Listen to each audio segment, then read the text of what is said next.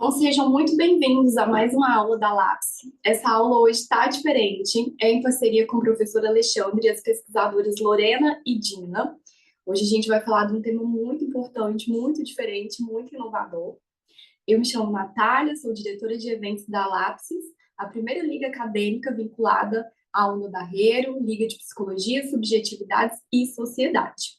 Como de costume, a nossa aula hoje vai ser dividida em dois tempos. No primeiro momento, a gente vai fazer uma explanação do tema, né? As meninas vão fazer essa explanação do tema. E no segundo momento, a gente vai abrir a aula para perguntas. Esse momento de perguntas vai ser nos minutinhos finais da aula, tá bom? Porque como é um tema complexo, as meninas têm muita coisa para trazer aqui. Daí a gente vai abrir uns minutinhos finais para essas perguntas. Mas caso vocês queiram colocar alguma coisa, enviando alguma dúvida no chat, fiquem à vontade, tá?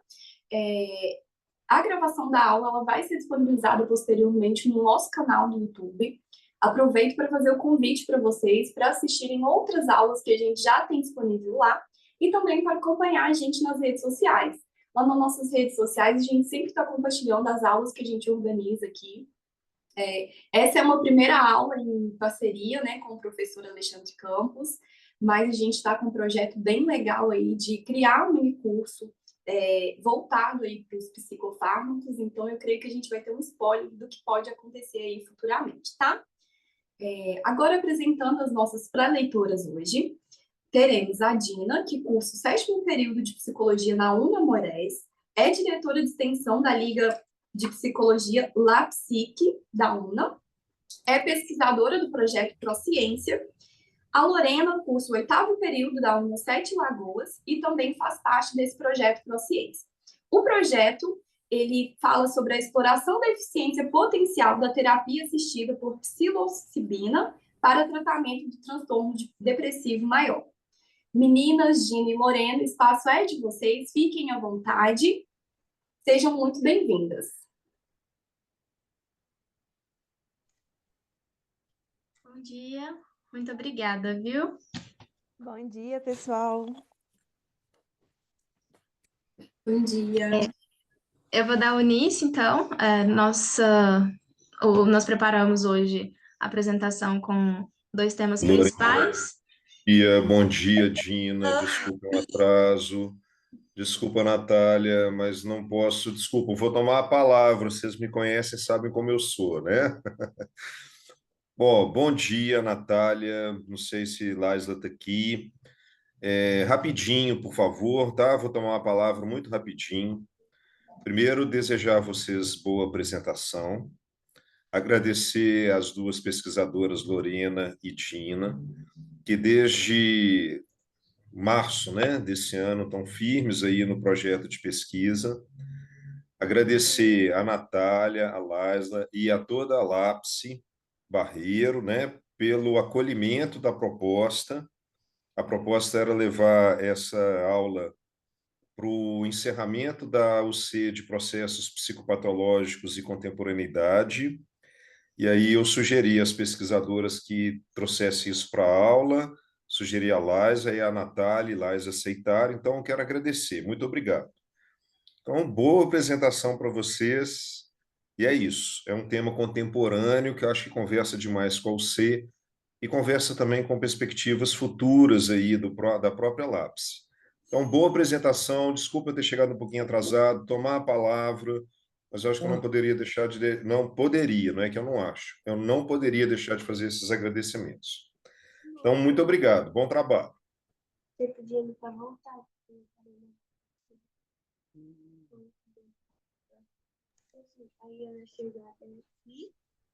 Então, nós vamos conversar um pouco hoje sobre esses dois tópicos principais, que é o transtorno depressivo maior e o tratamento assistido com uso de psilocibina.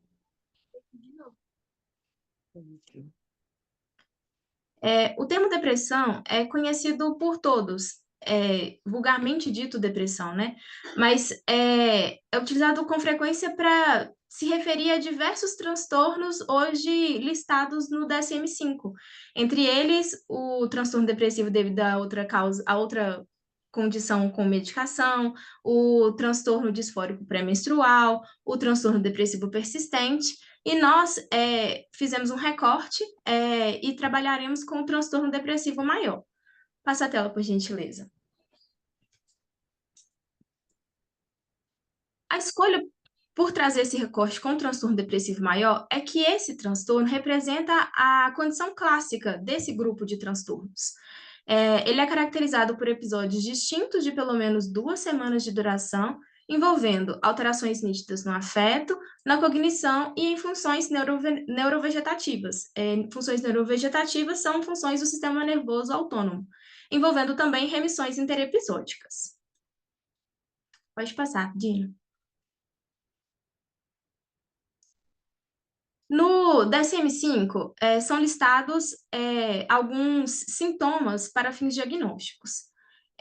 Eles estão na tela para vocês verem. O humor deprimido, acentuada diminuição do interesse ou prazer em atividades, a perda ou ganho significativo de peso sem que a pessoa esteja fazendo dieta, a insônia ou hipersonia, a agitação ou retardo psicomotor, a fadiga ou perda de energia, sentimentos de inutilidade ou culpa excessiva ou inapropriada, capacidade diminuída para pensar ou se concentrar ou indecisão, e pensamentos recorrentes de morte, ideação suicida ou tentativas de suicídio. Pode passar. Para fins diagnósticos, o DSM-5 nos coloca 5 critérios, e esses estão colocados na tela de forma reduzida para vocês. O primeiro critério, que deve ser levado em consideração, é que a pessoa deve apresentar 5 ou mais dos sintomas apresentados anteriormente para vocês, dentro de um período de pelo menos 2 semanas. Normalmente dura-se mais do que 2 semanas, mas é solicitado que seja vivido pela pessoa por pelo menos 2 semanas, havendo remissões interepisódicas, como eu disse. E, dentre os sintomas, a pessoa deve apresentar pelo menos um dos 2 sintomas principais, aqueles que eu, inclusive, no slide anterior, estava em negrito, que é o humor deprimido ou perda de interesse ou prazer. O segundo critério é que o sintoma ele deve causar um sofrimento clinicamente significativo para o indivíduo. O paciente deve informar, deve queixar-se de prejuízos, de dificuldades na sua rotina, no seu funcionamento social, profissional ou em outras áreas importantes de sua vida. Outros critérios que devem ser levados em consideração e precisam de uma análise muito, muito criteriosa é que o episódio ele não pode ser atribuível a efeitos fisiológicos ou de alguma outra substância ou condição médica. Então, é preciso fazer uma avaliação muito criteriosa nesse sentido, né? Observar o indivíduo não psicológico, mas biopsicossocial. Os sintomas descritos pelo paciente não deve ser mais bem explicado por transtornos psicóticos. Então, dentro do DSM-5, a gente também tem outros transtornos, né? E é preciso fazer essa avaliação de forma criteriosa a fim de tentar chegar o mais próximo possível de um diagnóstico correto. E a pessoa não pode ter apresentado nenhum episódio maníaco ou um episódio hipomaníaco. Pode passar, por gentileza.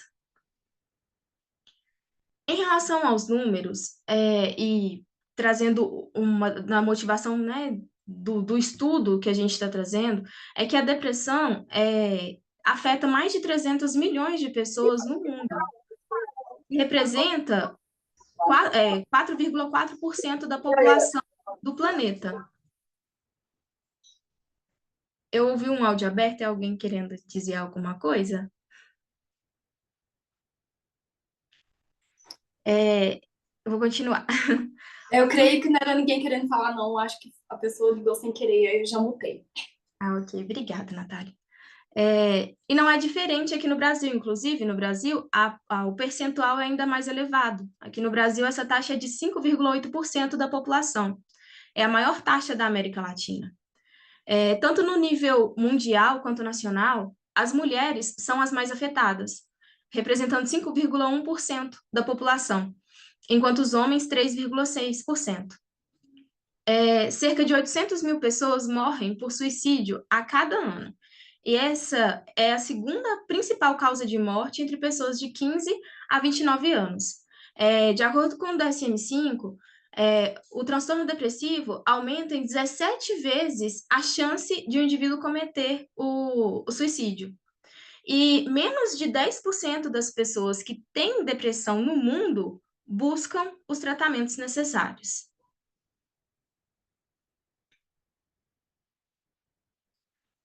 Existem diversos tratamentos para o transtorno depressivo maior, né? E aqui hoje a gente vai focar mais em um, que são os psicofármacos, e existe também a psicoterapia, que é, nós como psicólogos, a nossa área, né? Então, a Pesquisa Nacional de Saúde de 2019, do IBGE, mostrou que menos da metade dos diagnosticados utilizavam medicamentos com uma média nacional de 48%. A pesquisa também informou que, dentre as pessoas que referiram o diagnóstico de depressão, apenas 18,9% faziam psicoterapia. A psicofarmacologia, ela é motivada por um desequilíbrio entre nos neurotransmissores, principalmente a serotonina, a noradrenalina e a dopamina. Entre os psicofármacos mais comuns utilizados são os antidepressivos, os ansiolíticos e antipsicóticos. A nossa crítica... Pode passar o slide, por gentileza. A nossa crítica é maior motivação com a ideia da psilocibina, né, de trazer, de pensar outras possibilidades de tratamento, é que a gente identifica na literatura que há falhas quanto ao tratamento mais utilizado, que é o farmacológico. Aproximadamente metade dos pacientes interrompem o tratamento com antidepressivos nos primeiros 6 meses de tratamento. E isso tem diversos motivos. Por exemplo, a medicação pode não corresponder às expectativas dos pacientes. Existem os efeitos colaterais que as pessoas precisam conviver com eles. Demora um certo período, normalmente pelo menos 2 semanas, para que as medicações comecem a fazer efeito no organismo do indivíduo. Normalmente envolve uma polifarmacoterapia, isso significa que a pessoa vai utilizar mais de uma medicação para efetuar o tratamento, e além de ter uma mudança na rotina, né, e uma mudança no humor, né, não só gerada pelo transtorno, mas também a medicação vai interferir, a pessoa tem questões onerosas, né, financeiras em relação a isso. Muitas vezes, para fazer o uso da medicação, é preciso abandonar outras substâncias psicoativas. Então, algumas pessoas, por exemplo, que gostam do uso da bebida alcoólica, precisam parar, e isso pode vir a ser um impedimento. E, muitas vezes, a longa duração do tratamento, né? Que, como eu disse, para fazer efeito, normalmente as medicações precisam de 2 semanas, no mínimo. E o tratamento dura-se anos, quando não a vida toda. Pacientes com depressão maior, eles geralmente respondem ao tratamento antidepressivo, mas em 10 a 30% dos casos, há apenas uma resposta parcial ou nenhuma resposta, junto com comprometimento funcional, diminuição da qualidade de vida, o comportamento autolesivo, pensamentos e tentativas de suicídio, e uma alta taxa de recaída. A gente sabe que o transtorno depressivo, ele não tem uma explicação simples, não tem uma causa, né? A gente sabe que envolve fatores filogenéticos, ontogenéticos e sociais. E não tendo uma causa, como as medicações se propõem, uma causa só, porque as medicações elas vão mexer na função na questão dos neurotransmissores. E não tendo uma causa só, é preciso de abarcar uma gama muito grande, né, de questões do indivíduo. Então, o tratamento medicamentoso, a psicoterapia, existem outros que a gente não vai comentar, como a eletroconvulsoterapia, e outros que são muito questionados, como este mesmo que eu falei. Mas, enquanto a farmacologia, né, os neurotransmissores, principalmente a serotonina, em 2022, a Joanne Moncrief e entre outros colaboradores fizeram uma revisão sistemática que buscava compreender sobre esse desequilíbrio, né, causado pela serotonina. E aí colocaram em xeque a possibilidade de que a serotonina fizesse algo a respeito, sendo causa do transtorno depressivo, né? E aí questiona-se muito a questão da farmacologia porque ela está baseada em algo que não está 100% firmado, não, e é hoje questionado. E aí, passa para a próxima tela, por gentileza, Dina. O professor Alexandre um dos alunos, né, o Samuel, o Léo, que estão trabalhando nessa pesquisa, que são idealizadores, né, dessa pesquisa, vem pesquisar, então, vem nos colocar diante de possibilidades diferentes para o tratamento do transtorno depressivo. Então, nessa perspectiva, a gente está trabalhando com a exploração da eficiência potencial da terapia assistida por psilocibina para o tratamento do transtorno depressivo maior, trazendo, não só porque a gente fala que é uma conversa inovadora, né? Mas ao mesmo tempo não é, porque a gente, na pesquisa, na revisão bibliográfica, a gente traz um resgate de uma cultura ancestral de indígenas, mesoaméricos, né? Que já faziam uso de substâncias para o tratamento de algumas questões. E aí eu passo a palavra para a Dina.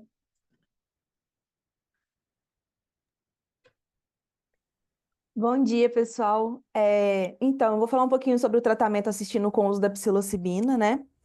Antes disso, eu gostaria de trazer aqui uma reflexão sobre o livre-arbítrio. Se ele existe, se ele está voltado aí para a religião, né? Se ele está voltado mais para uma questão humana, social. Então, assim, eu gostaria que vocês deixassem, de certa forma, né? Deixassem de lado agora todos esses tabus, né? Religiosos ou então sociais que trazem aí os psicodélicos, né, os psicofármacos, como algo pejorativo, né, de forma pejorativa. Porque aqui nós vamos trazer o efeito dos cogumelos mágicos, né, o efeito da psilocibina, que é um ativo desses cogumelos, e eu gostaria que deixasse de lado aí toda essa questão de, tipo, escolhas, tabu e tudo assim. Mais para frente eu vou explicar um pouquinho mais, tá? O porquê desse livre-arbítrio, mas eu queria trazer uma elucidação rápida que se refere assim, você tem uma equação, tá? Eu sei que muita gente aqui também é de psicologia, de humanas, e isso pode ser um pouco confuso, mas vai fazer sentido no final, tá?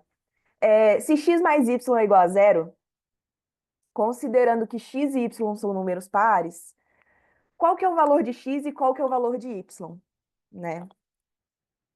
Sem dúvidas, os dois precisam ser zero. E o que eu quero dizer com isso?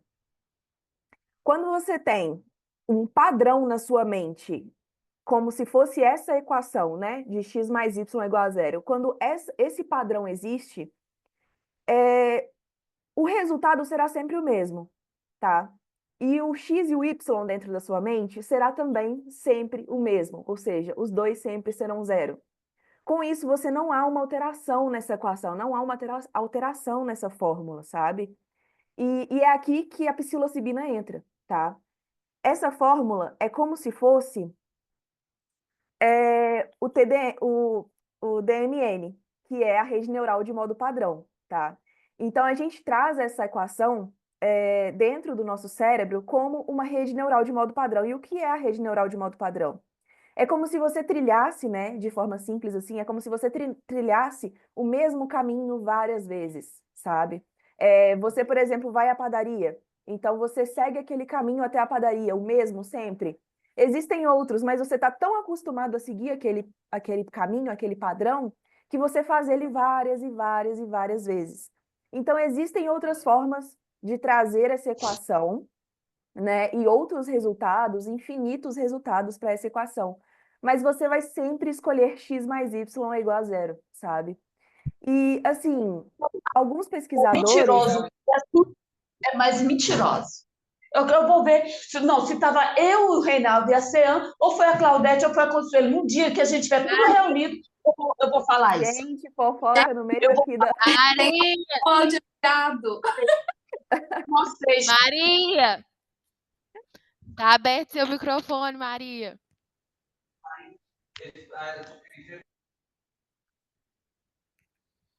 Enfim, Acontece, né? Assim, DR no acontece. meio da apresentação. Juro. Enfim. Vamos Então, retomando, né? É como se você sempre seguisse o mesmo caminho, né? E ter aquela mesma equação. Dentro disso, os pesquisadores, né, e dentro da literatura também, a gente viu que o cérebro, né, quando ele está em movimento, né, ou seja, ele está em uma atividade ou ele está com foco em algo, ele não tem uma alteração de energia muito alta. Então, o que que significa? Se seu cérebro está em modo, assim, devaneio, vamos dizer assim, ou seja, ele não está em pleno funcionamento. E quando ele está em pleno funcionamento, que você precisa exercer um foco, você precisa exercer uma atividade ali, um aprendizado, ele não tem uma variação de energia. Essa variação de energia é de 5%, por exemplo, sabe? Então, assim, o que nosso cérebro está fazendo o tempo todo? Se ele não altera a energia, o metabólico dele não é alterado dentro desse critério, né? Então, eles descobriram que a rede neural de modo padrão é responsável pela maior parte do funcionamento do cérebro. Então, mesmo quando você não está em atividade, em aprendizado, em foco, essa rede neural de modo padrão ela está ativa, né? Então, o cérebro gasta ali uma energia enorme para manter essa rede neural de modo padrão. Ainda sobre ela, eu trouxe aqui uma forma bem superficial mesmo, assim, de trazer uma metáfora, assim, né? De que é como se o cérebro estivesse em ponto morto do carro, sabe? Quando o carro está ligado, não está em movimento, mas ele está ligado ali num ponto morto, sem uma marcha, sem nada. Então, ele está consumindo ali a gasolina, né? O combustível, mas ele não está saindo do lugar, ele não está tendo um resultado, né? Ele não está indo do caminho A ao B, ele só está consumindo o combustível, né? Então, aí, a rede neural de modo padrão, ela mantém uma atividade basal do cérebro, mas desvincula o ambiente externo, né? Então, você não tem ali um estímulo externo para trazer para dentro da sua mente. Ele é mais, o funcionamento é mais integrado interiormente mesmo. Então, não tem um objetivo comportamental, você não tem um resultado, né? O x e o mais y igual a zero vai ser igual a zero, não tem variação de resultados, né? E um exemplo é quando você está lendo, então você lê ali aquele capítulo inteiro, e aí chega no final do capítulo você fala, pô, não li nada, não entendi nada que estava escrito aqui, vou ter que ler de novo. Porque sua mente dissociou. Essa dissociação, né, faz parte da rede neural de modo padrão, né? Seu cérebro ficou ali em ponto morto. E quanto mais tempo passa dentro dessa rede neural e quanto mais tempo passa você seguindo esse mesmo caminho, né, para chegar ao ponto B, né, saindo do ponto A ao ponto B, mais informações vão sendo reduzidas dentro do seu cérebro, né? Então, os estímulos externos, eles já não afetam o resultado mais. Por mais que você encontre um caminho diferente para ir à padaria, você vai sempre seguir o mesmo caminho, porque foi o que você sempre seguiu até ali, sabe?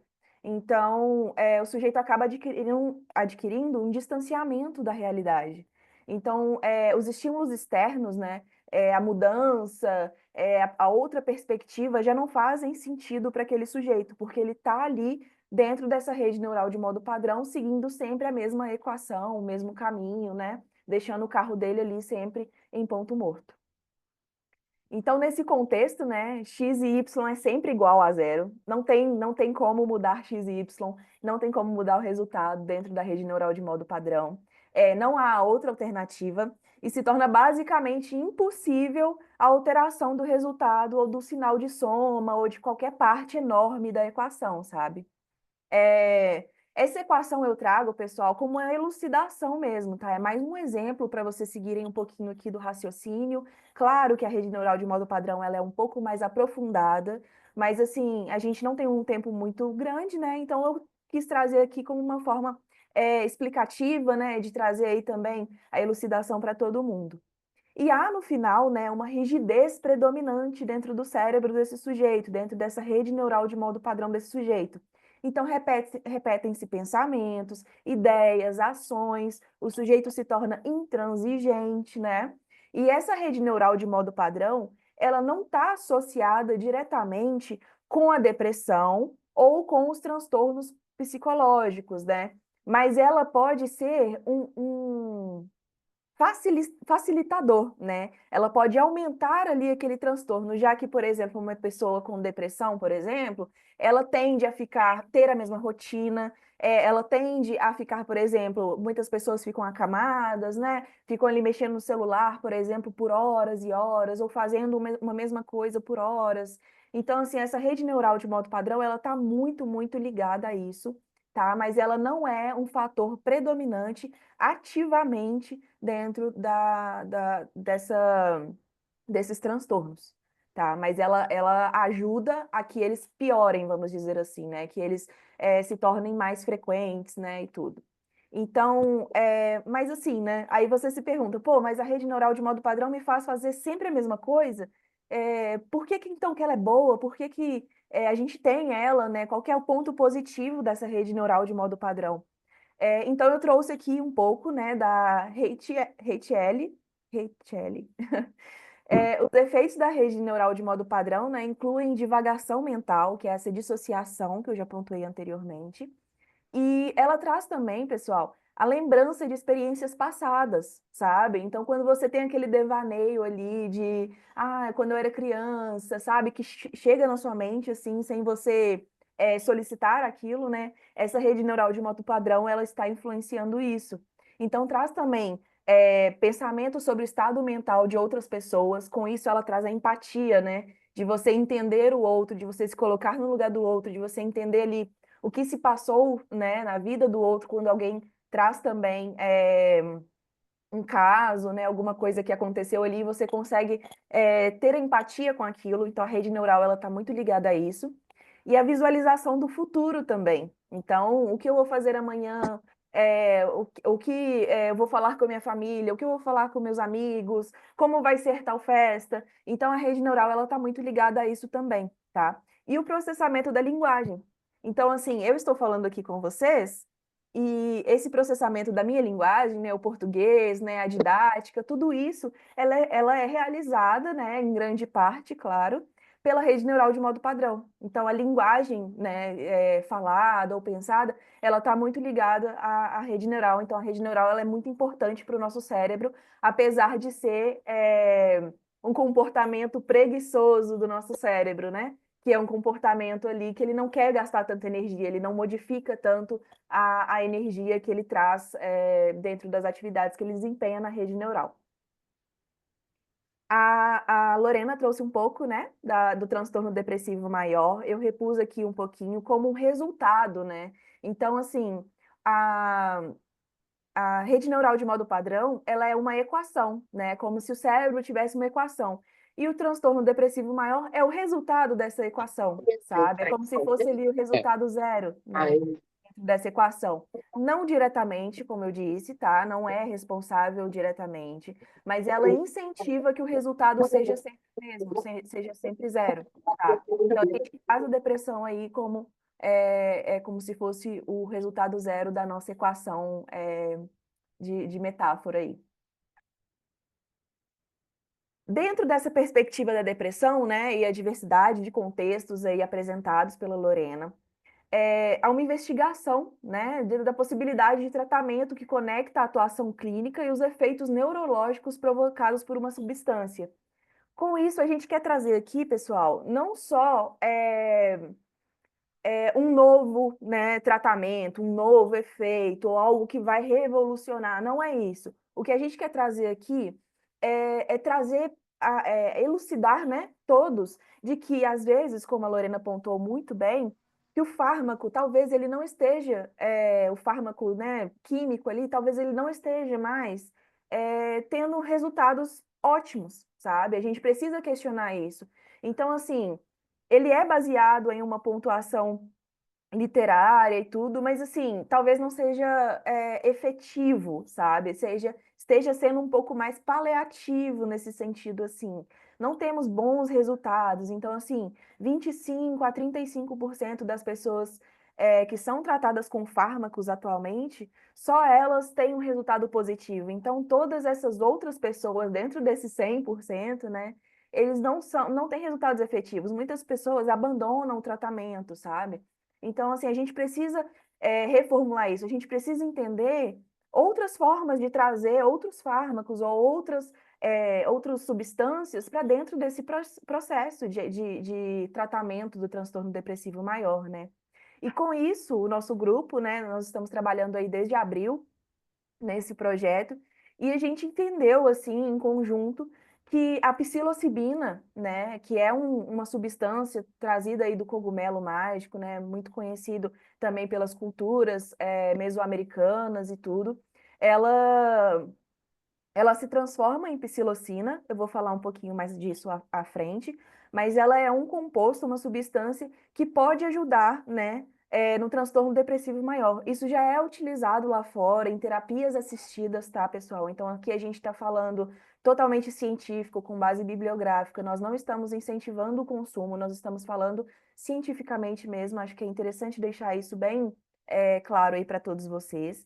Mas a nossa intenção aqui que é trazer a psilocibina como um processo similar ao produzido pelos fármacos, né, atualmente. Mas com uma dinâmica singular de um enteógeno. E o que é um enteógeno, né? É uma substância que promove ali uma conexão maior com o divino, com uma conexão maior consigo mesmo, uma experiência que traz novas percepções, né? E o tratamento, né, o acompanhamento clínico assistido, né? Então ali vai ter médicos, psicólogos, vai ter um protocolo antes da utilização dessa substância.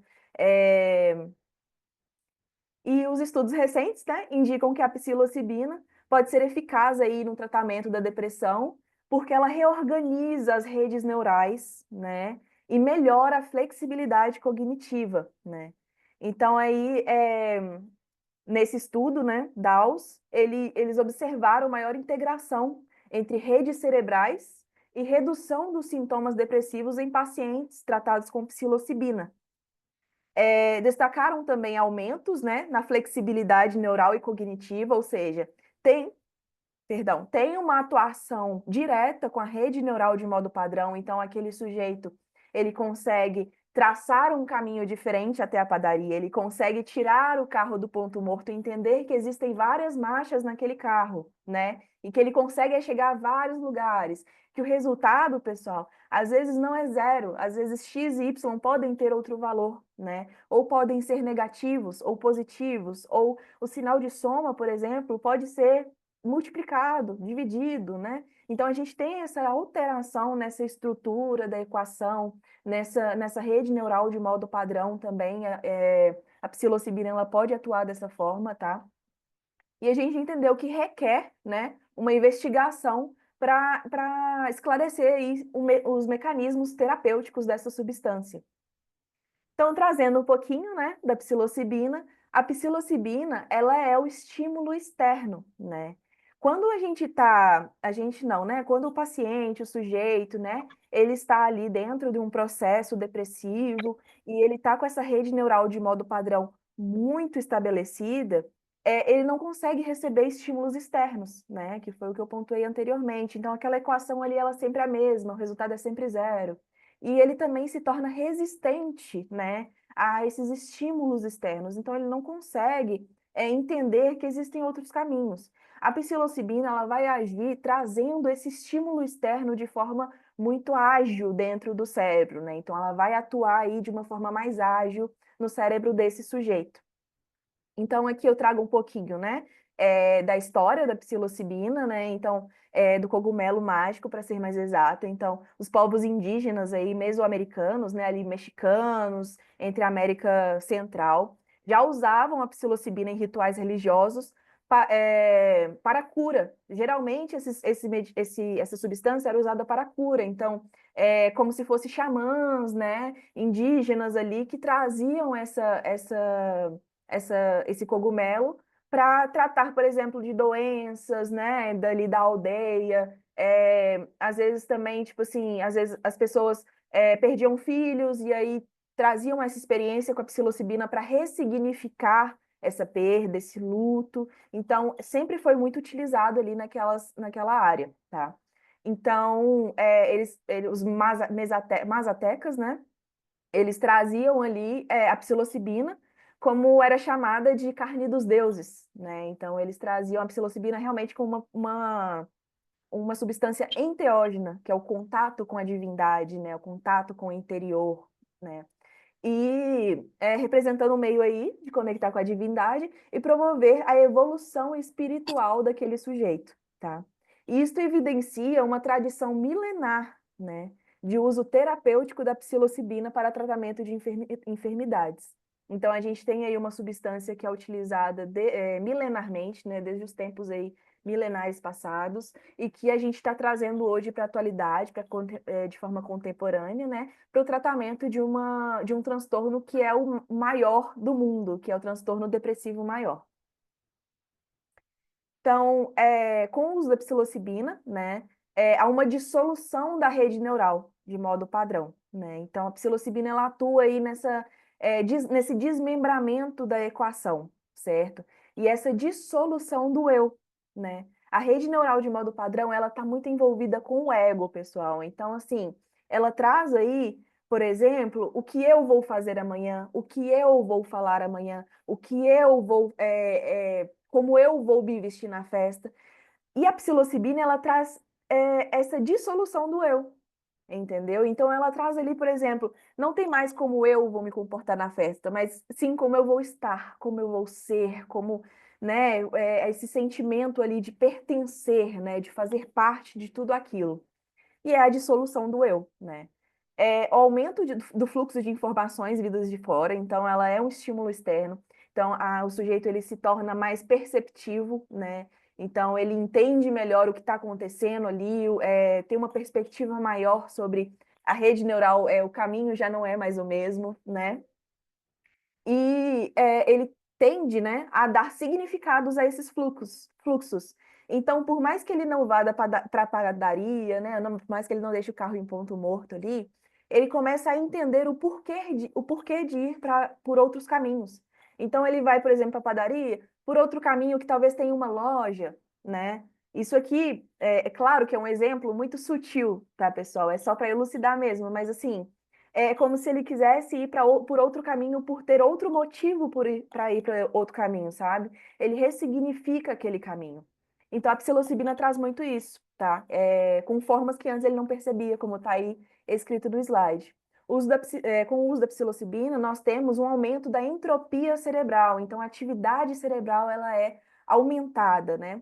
E, logo, uma ampliação também dessa capacidade cerebral. O que antes era ponto A, ponto B, hoje tem todo um alfabeto dentro e várias formas, várias percepções e vários meios ali de trazer esse caminho.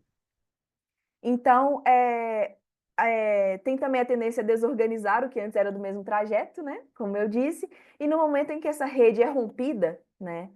Outras redes começam a ter voz ativa e passar informações que o cérebro antes não utilizava, né? Então, outras percepções são criadas dentro da mente.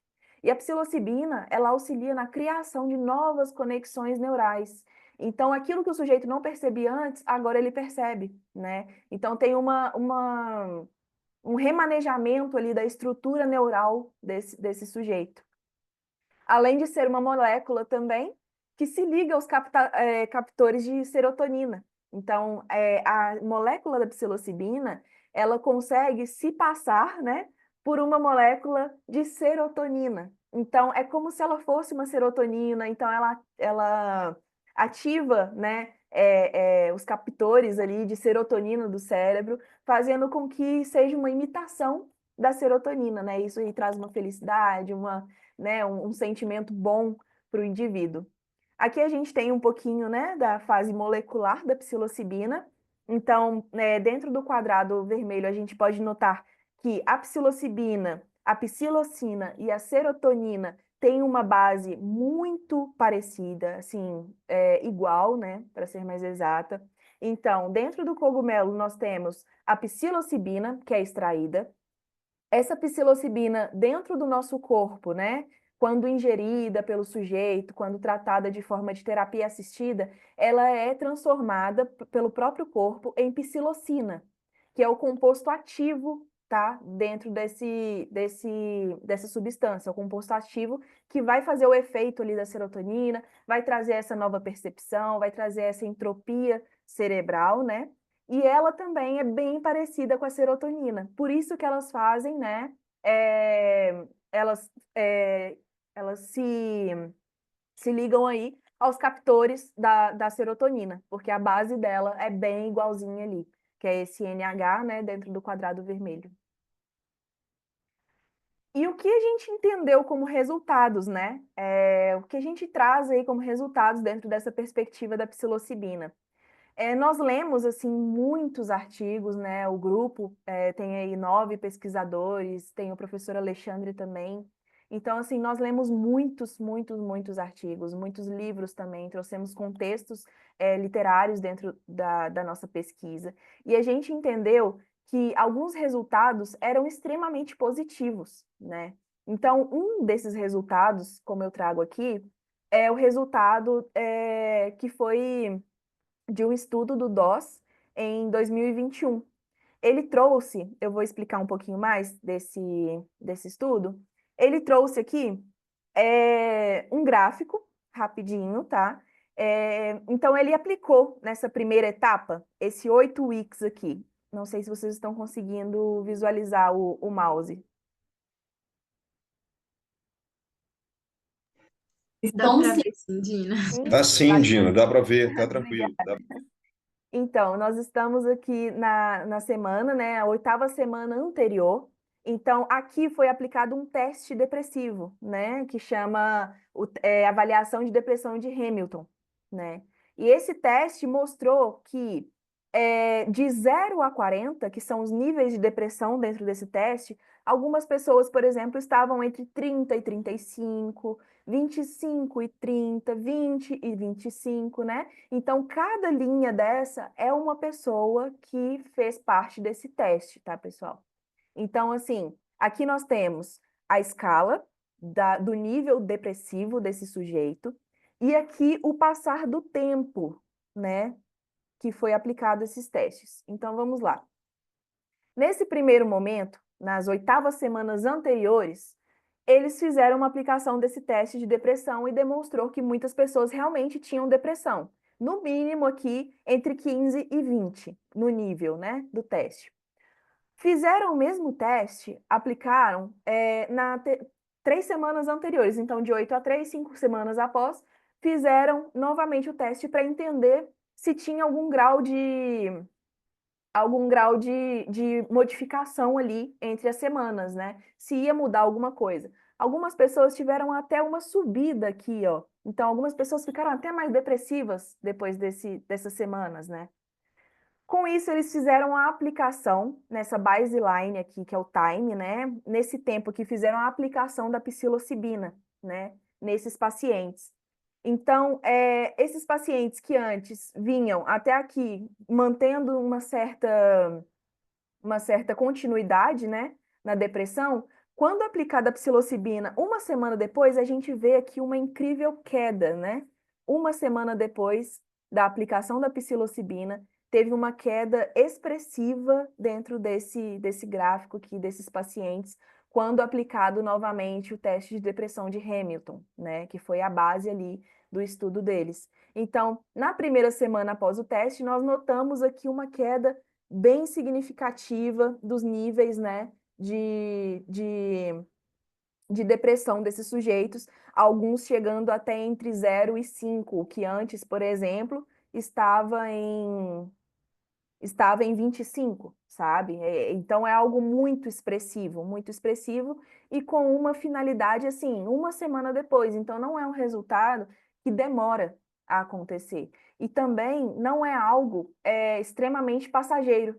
Nós notamos aqui também que, por exemplo, 4 semanas após, muitas pessoas mantiveram esses resultados na escala de Hamilton, né? Algumas, claro, tivemos um desvio aqui, é importante nós falarmos, né? Mas dentro de todos esses aqui, foram extremamente poucos desvios. 1, 2, 3, 4 pessoas tiveram um desvio, assim, realmente comparativo, né? Um desvio realmente alto. Mas, assim, dentro de todas as pessoas, muito poucas tiveram um desvio que trouxe ali um resultado maior na escala de Hamilton. E geralmente pessoas que estavam, por exemplo, de 35, 30. Então, são pessoas cujo tratamento realmente é uma terapia mais acompanhada, né? Uma terapia que a pessoa vai se expressar melhor ali, e não só uma substância que vai resolver todos os problemas. Então, é uma multidisciplinaridade dentro desse processo. A gente não traz a psilocibina como um resultado único, né? A gente entende que dentro da psicologia em geral, né, da medicina psicológica, a gente tem também multidisciplinaridade. Então, um neurologista, um psiquiatra, um psicólogo, uma substância. Então, tudo isso precisa estar em conjunto para que aquele sujeito tenha uma percepção maior do externo, né, e de si mesmo. Com isso, a gente entende que esse gráfico aqui demonstra muito bem que a psilocibina é um ativo que pode trazer ótimos resultados se aplicado corretamente, tá, pessoal? Então, aí, a busca por soluções para a saúde mental é um esforço contínuo e coletivo que deve respeitar as tradições de culturas antigas, associadas às tecnologias existentes na atualidade, né? Como os mazatecas faziam, nós estamos tentando aplicar isso atualmente na contemporaneidade com o transtorno depressivo maior. E trazer aí, né, a exploração de novos caminhos terapêuticos, com responsabilidades e ética, né? São os próximos passos aí nessa jornada de descobertas. Dentro desse processo de terapia assistida, nós temos aí protocolos e desafios, né? Mas por que protocolos? Porque a gente realmente quer trazer uma terapia assistida. E o que é, né? É trazer ali as pessoas, né, o sujeito, para dentro de um ambiente, um ambiente correto, né? A gente não quer fazer essa aplicação de qualquer forma. E dentro desse ambiente, nós temos protocolos, então, anterior a essa aplicação. A gente faz a seleção do sujeito, não pode, por exemplo, ser um sujeito com psicótico, por exemplo, né? Tem todo um critério aí, então tem também testes médicos de sangue, o sujeito não pode, por exemplo, estar tomando medicamentos, né? Dentro desse medicamentos ali, fármacos, né? Obrigada, Yasmin, fico feliz.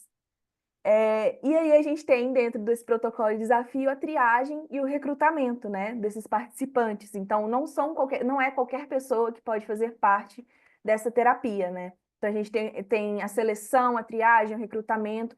Dentro desses critérios nós temos de inclusão, nós temos, né, temos que ter aí o diagnóstico, né, de alguém, do sujeito ali diagnosticado com TDM, de transtorno depressivo maior.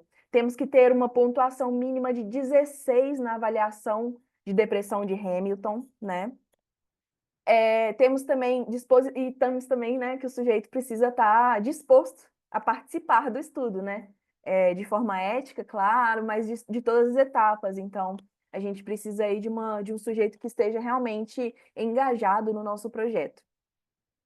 Aqui nós temos alguns critérios de exclusão, né? Vou citar rapidamente, mas nós não pegaríamos, né? Não selecionaríamos pessoas com uso atual de antidepressivos, então tem uma métrica ali, alguns meses sem tomar antidepressivo, né? Para que não tenha também essa junção de substâncias, sabe?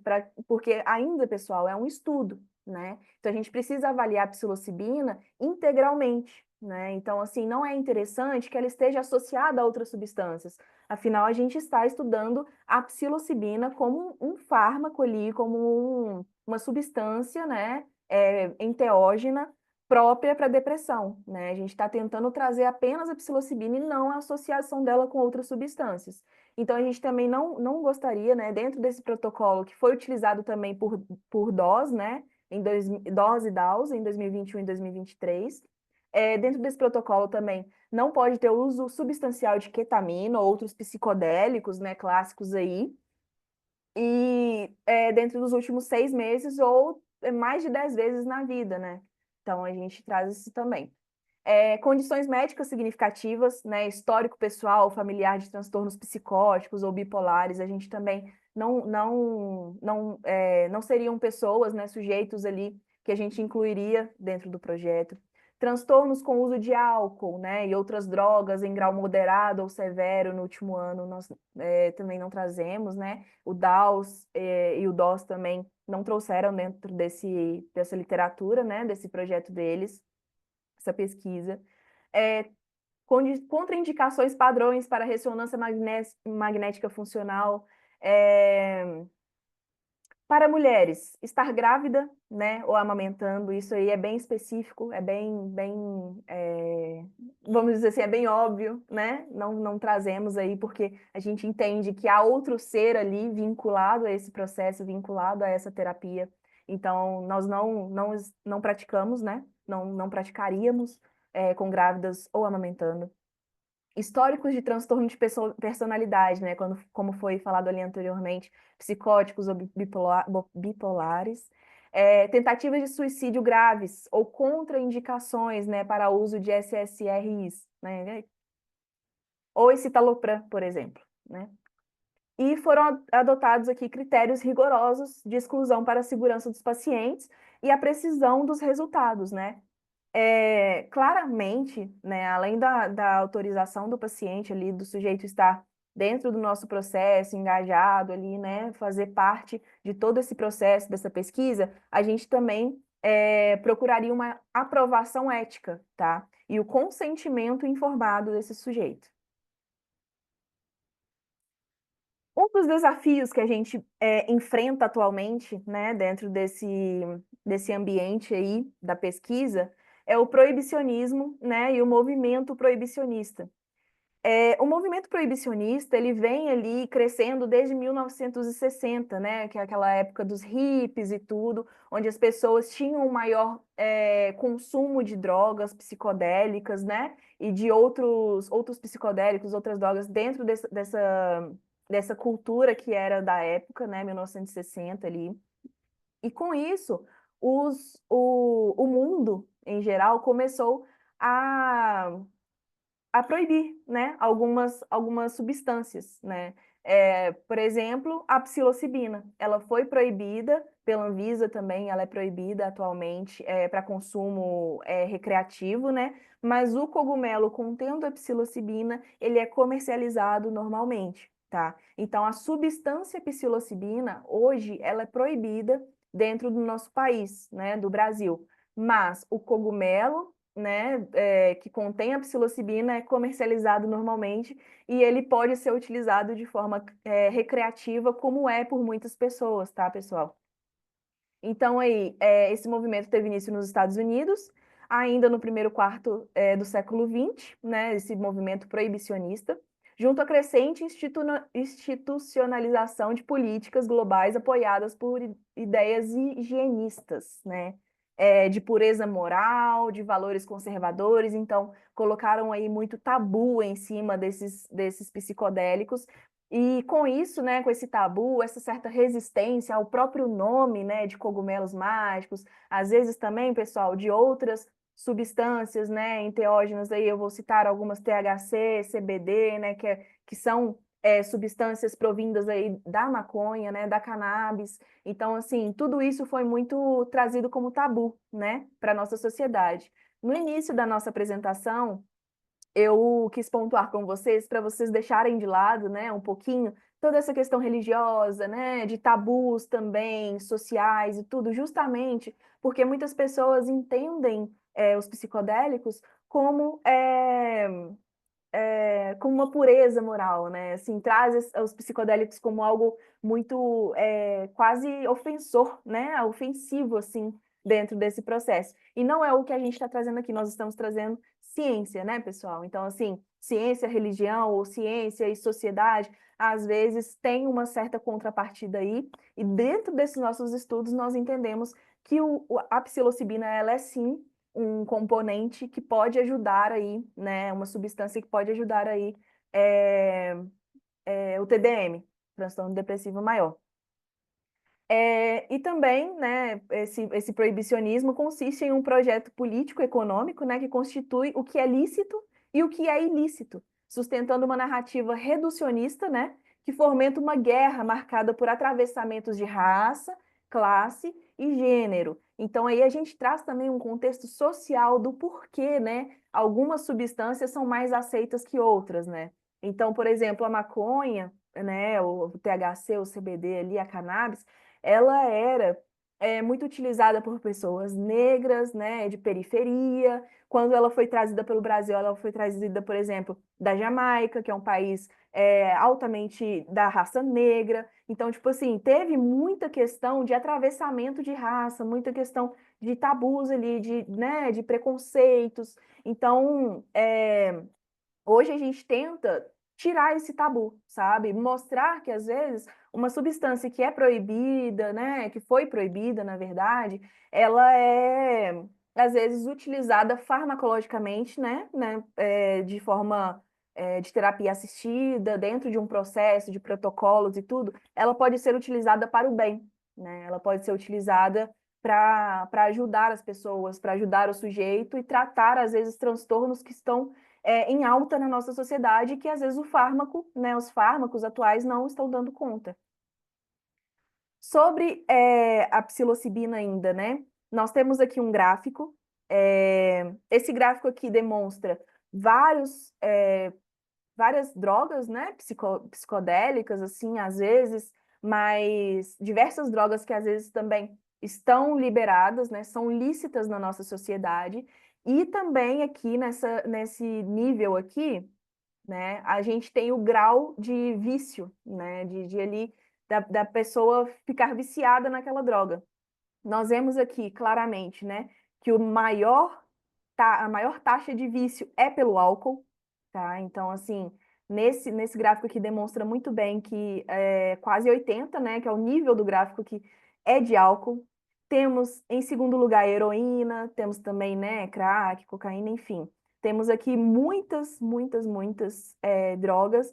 E nós temos aqui, por último, os cogumelos. Então, a taxa de vício ou de qualquer dependência relacionada ao cogumelo é extremamente baixa, se comparado, por exemplo, ao álcool, que está aqui em cima.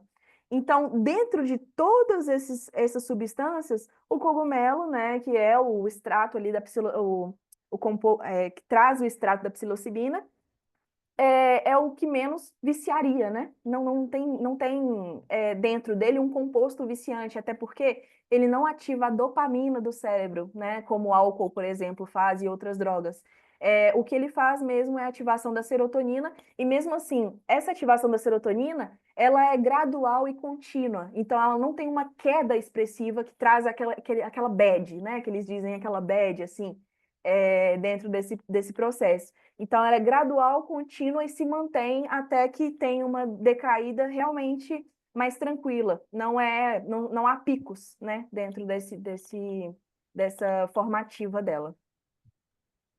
Então, com o uso da psilocibina, né, pessoal, o sujeito consegue absorver que X e Y fazem parte de um enorme alfabeto e que assumem formas, né, de letras e são cromossomos. Então, X, Y, não existe essa equação pronta, feita, de X mais Y igual a zero. Existe um enorme alfabeto, aquela equação pode ser muito maior, sabe? E podem ter também outros resultados, né? O resultado nem sempre é zero.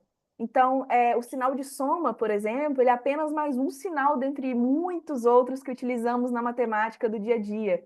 Então, o sujeito consegue entender que aquela equação pode ser modificada, que aquela equação pode ser moldada, que ela pode ser destrinchada e recolocada de uma percepção diferente, cujos resultados vão ser diferentes, a soma vai ser diferente, né? O significado de X e de Y às vezes não é o mesmo, não precisa os dois ser o mesmo, né? Às vezes X é um resultado e Y é outro. Então há uma variante aí, uma reconfiguração cerebral dentro desse processo, né? Eu trouxe aqui um vídeo, mas eu não sei se vai dar para vocês ouvirem. Aí eu queria que vocês dessem uma olhada se conseguem ouvir o vídeo. Me falem, tá? Por favor, se conseguem ouvir. Gina, você vai ter que compartilhar o vídeo, tem que compartilhar o som dele. Onde você está compartilhando compartilhando, lá em cima, os três pontinhos. Deixa eu ver se é Uhum. aqui. Não, é onde você compartilha lá no share, tem compartilhar som. Aí a gente vai conseguir escutar. Lá no verdinho, no share, na barra lá embaixo. Certo. Vê se você acha aí sound share. Acho que eu consegui agora. Isso. Vamos ver. Bala. Conseguiram ouvir? Não, porque separou o compartilhamento. Oh, meu Deus. Desculpa, pessoal. Peraí.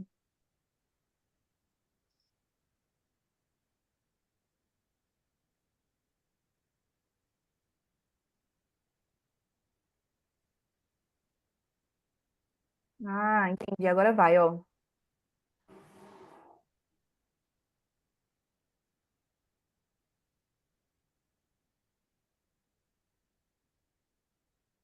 Que é a Bala. tecnologia, né? Agora vocês estão conseguindo ouvir? Bala. Sim. Você já sabe se eu vou aceitar? Eu não seria um oráculo se não soubesse. Contextualizando, tá, pessoal? Porque eu não contextualizei antes. Bala. Esse vídeo é de um filme chamado Matrix, tá? Bala. Dentro desse filme Bala. há uma oráculo, né? O oráculo, ele é o quê? Ele é uma pessoa que adivinha o futuro, né? E aí essa pessoa que adivinha o futuro, ela ofereceu uma bala para para o personagem principal, né? Dentro desse filme. E aí ele fala, pô, mas se você já sabe se eu vou aceitar ou não, por que que você me ofereceu, né? E aí ela explica o porquê, né? Bala. Você já sabe se eu vou aceitar? Eu não seria um oráculo se não soubesse. Mas se você já sabe, como posso decidir? Você não veio aqui para tomar uma decisão. Você já decidiu. Está aqui para tentar entender a sua decisão. Então, nós trazemos aí que, às vezes, a mais importante não é saber que o resultado é zero, pessoal.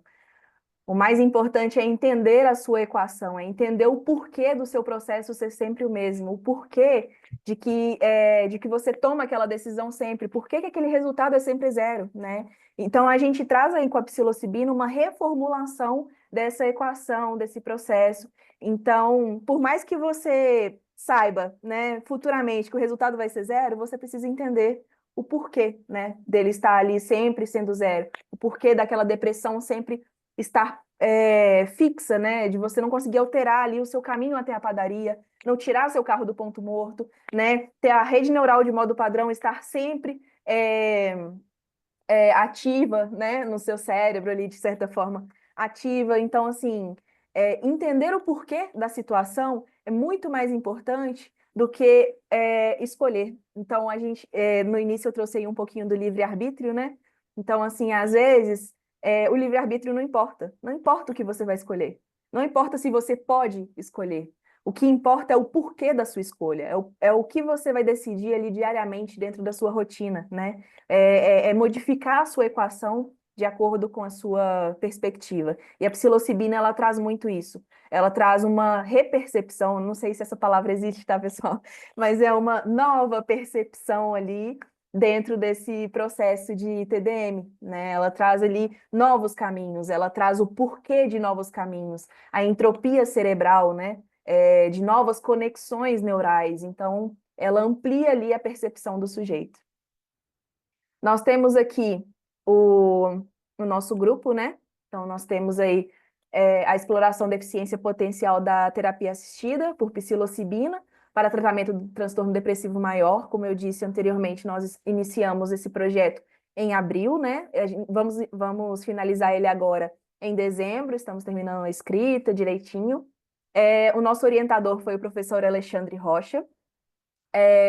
Dentro do nosso grupo, né, temos o Alisson Vinícius, a Ana Luísa, a Camila, eu, né, sou a Dina, a Jéssica Castro, a Laís Glória, temos também o Leonardo Ulloa, a Lorena, que fez a apresentação aí do TDM pra gente também, E temos também o Samuel Ramos, que foi a pessoa idealista ali do projeto, que chegou até o Alexandre, trocou uma ideia, trocou uma figurinha ali e conseguiu expressar da melhor forma onde poderíamos chegar, né? Trazendo aí também a curiosidade do professor para dentro desse projeto.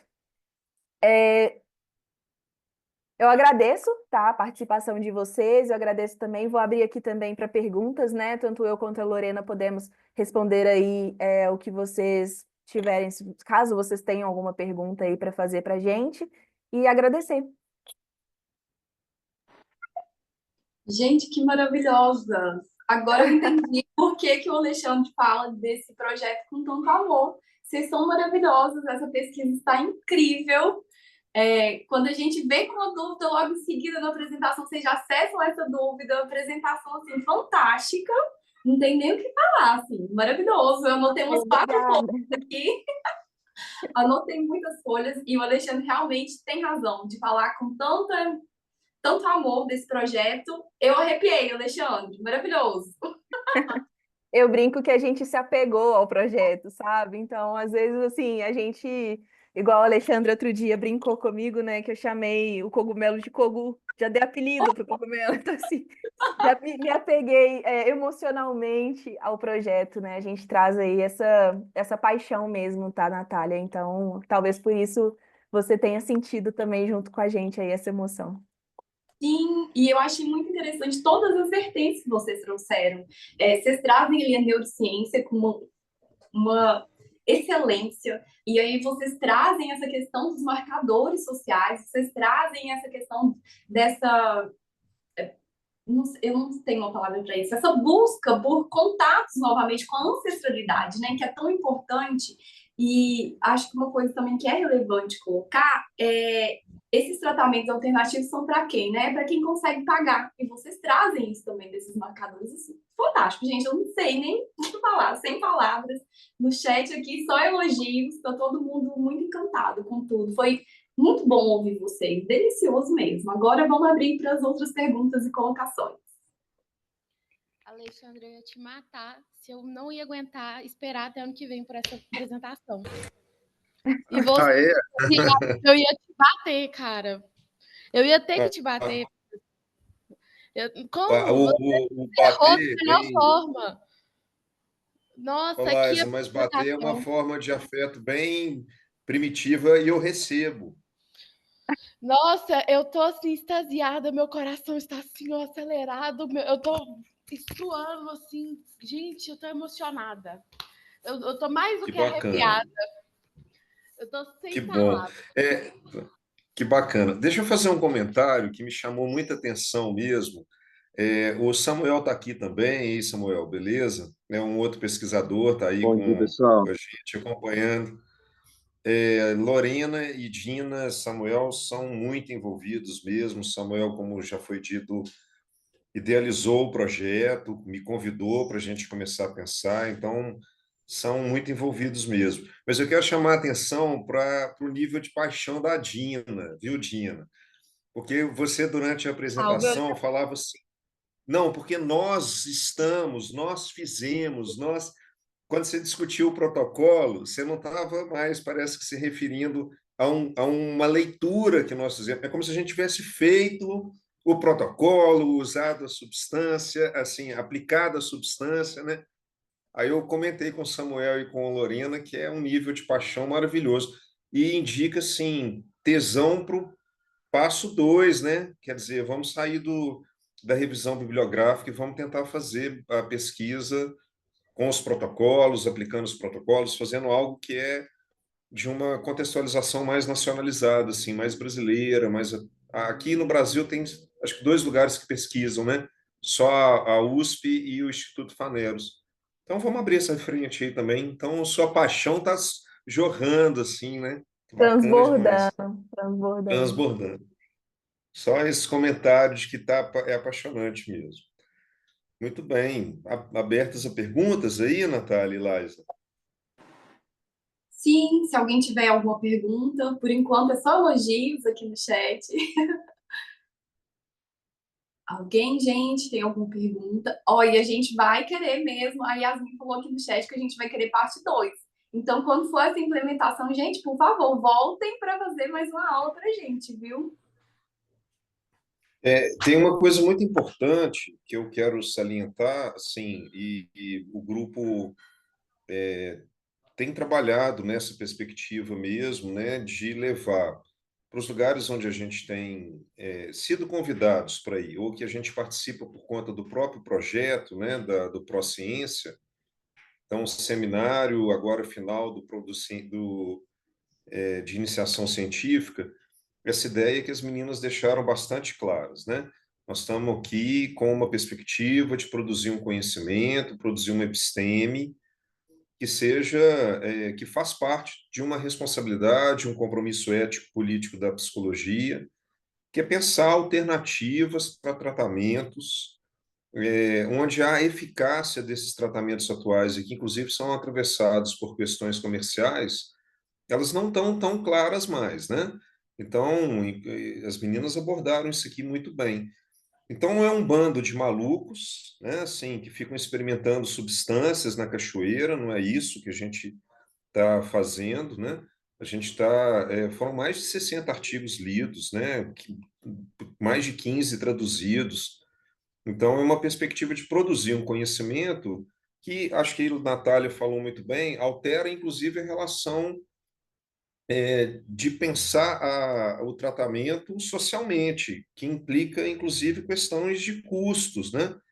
Não estava no escopo inicial da pesquisa, mas a gente procura escrever até sobre a utilização desse tratamento no próprio SUS, que é algo que seria, né, interessante para uma população. Então, deixar isso claro, né, que é uma produção de conhecimento científico mesmo que essa produção tenha uma aproximação com questões religiosas, milenares, né? Mas a gente está procurando trabalhar isso com muita seriedade, né? Samuel, Lorena, Dina, a gente se reúne a cada 15 dias, 2 horas nas manhãs de sábado e produzimos bastante. E está aberto, né? A participação de outras pessoas, então logo a gente consiga editar uma versão 2 do projeto, que é um projeto dentro do ProCiência da UNA, e aí as pessoas podem se inscrever e fazer as adesões. Então, Eu deixar isso. quero. Tá bom, Yasmin, a gente Ô, vai Alexandre, preparar. uma coisa que eu percebi, assim, que eu gostei bastante da apresentação delas, foi a questão do cuidado em citar sempre, assim, a questão da, igual você falou, da seriedade mesmo, porque a gente tocar, às vezes, em assuntos que são tabus, que são ainda, né, alguns dogmas que ainda a psicologia, ela vem debatendo, você precisa de muito tato, né, para poder falar. E elas falaram com tanta gentileza que pareceu que elas estavam falando, assim, de um assunto, assim, que não é um dogma, né? E a gente começa a olhar sobre uma outra perspectiva, né, de possibilidades também. Então, só tenho a agradecer pelo enriquecimento, foi maravilhoso. Obrigada, Yasmin. A gente tenta trazer esse assunto como se fosse falando de flores, né? Deu a impressão. Então, E é de de cogumelo, forma né? delicada, de forma bonita, né? Trazer ali uma delicadeza, uma sensibilidade dentro disso, para que as pessoas também consigam absorver a maior parte ali, né? Muitas pessoas também não têm muito conhecimento em neuropsicologia e coisas assim. Então, a gente tenta realmente trazer ali esse buquê de flores. Eu gosto muito de falar, vocês sabem disso, né? Então, abre espaço para mim e eu falo. Uma das coisas que mais talvez tenha nos surpreendido, e que não era uma surpresa, né? Porque, de certo modo, a gente acompanha empiricamente pessoas que têm depressão, ou até mesmo já tive, né, depressão, como que os remédios eles têm uma eficácia mesmo muito limitada. Então, quando a gente começou a pensar a depressão, a gente dividiu o grupo para as pessoas irem por áreas de interesse dentro da pesquisa. Então, Lorena foi caminhar para discutir a questão da depressão, o interesse dela, né? A Dina mais a questão da neurociência, né? Do funcionamento da psilocibina, Samuel também ligado a essa questão. Mas aí o que apareceu para a gente, né, Lorena? a ineficácia ou ineficiência dos medicamentos tradicionais, né? Como que a indústria farmacêutica, apesar de não poder fazer propaganda, faz indiretamente, colocando nos consultórios cartilhas sobre os medicamentos, né?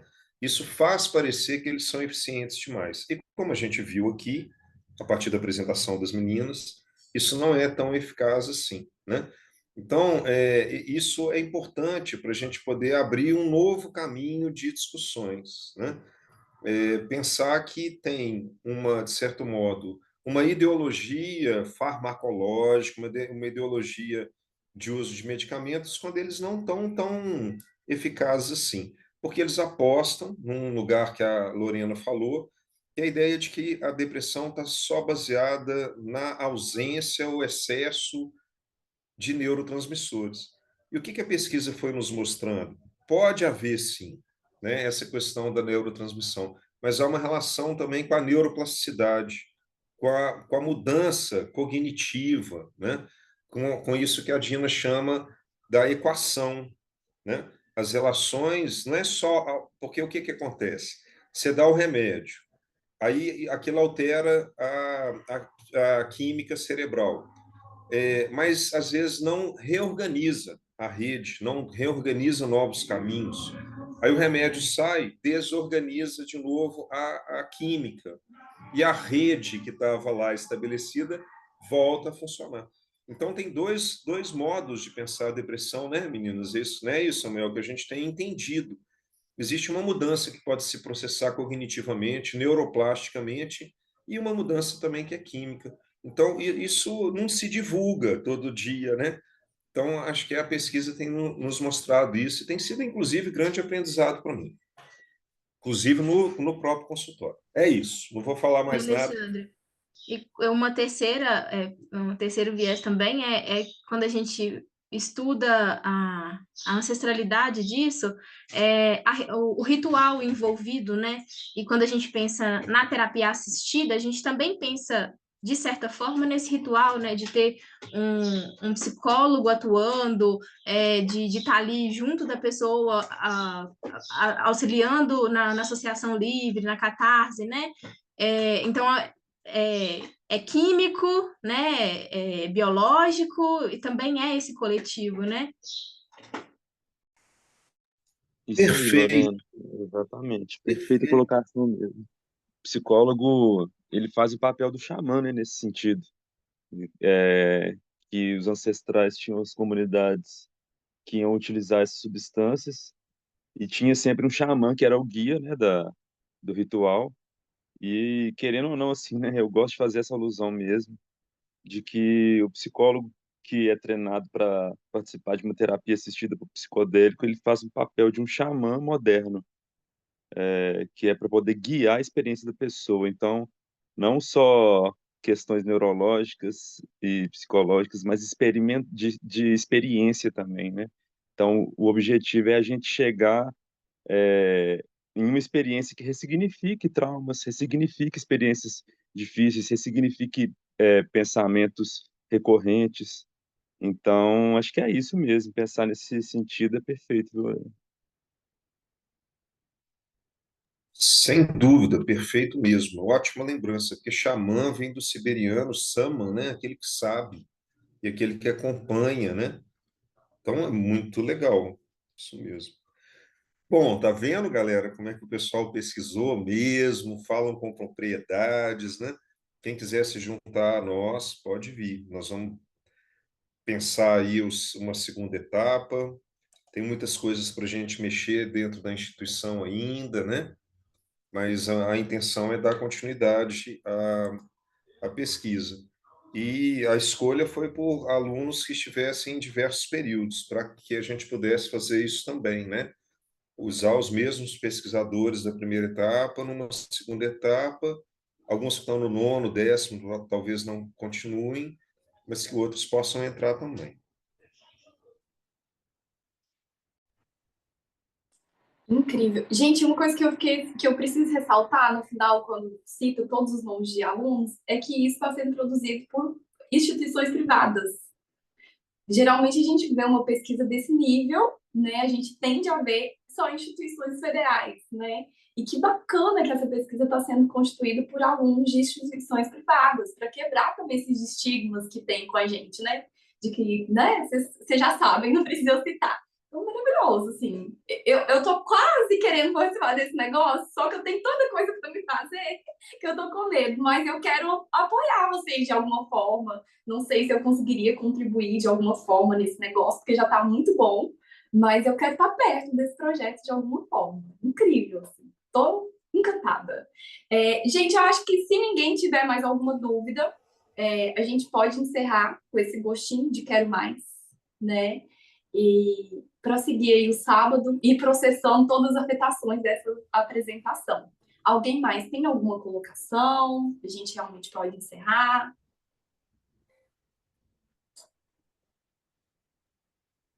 Eu quero só parabenizar as meninas de novo aí, tá? Lorena e Dina, vocês são maravilhosas. A apresentação foi magnífica, assim. Parabéns demais. Estou muito orgulhoso, sério mesmo. Beijão, meninas. Obrigada, Samuel. Quero Bom, eu agradecer a também. oportunidade de estar aqui. Obrigada, professor. Obrigada, Natália, tá? Muito obrigada mesmo.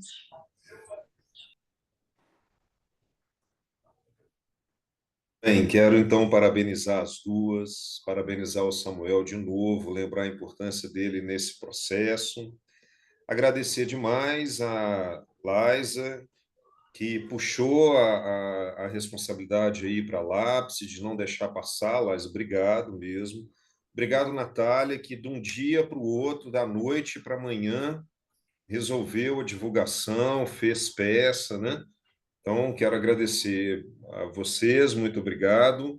E estamos à disposição, acho que eu posso falar pelo grupo, né, que nós estamos à disposição para qualquer convite, para a gente poder disseminar ainda mais essa informação. Muito obrigado mesmo, valeu demais. Leandro está com a mãozinha levantada.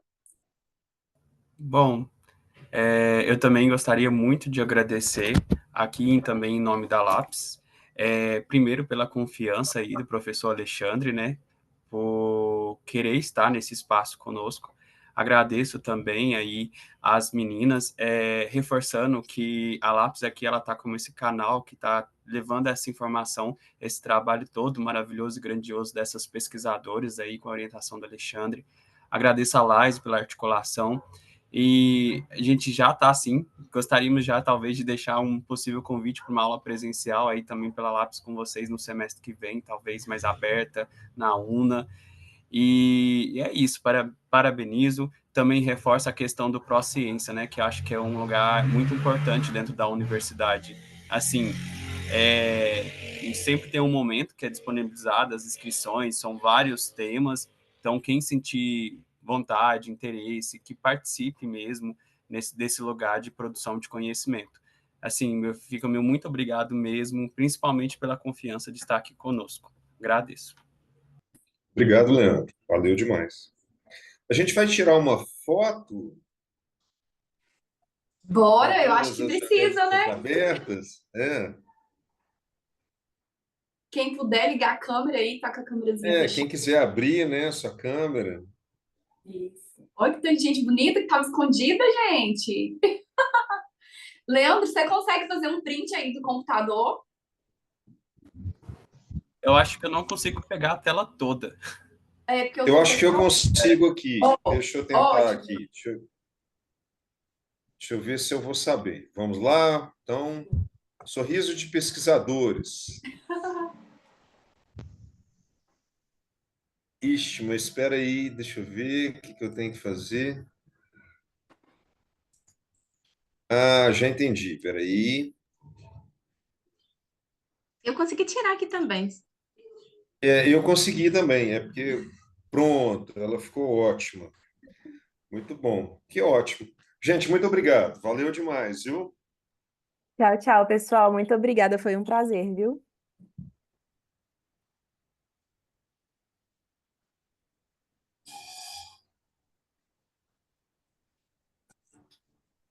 Gente, tava tudo travado aqui para mim, mas então conseguiram tirar, né?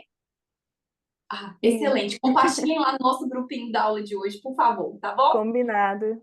Tchau, Então é isso, tchau. gente. Muito obrigada. Tchauzinho. Até um próximo encontro. Até.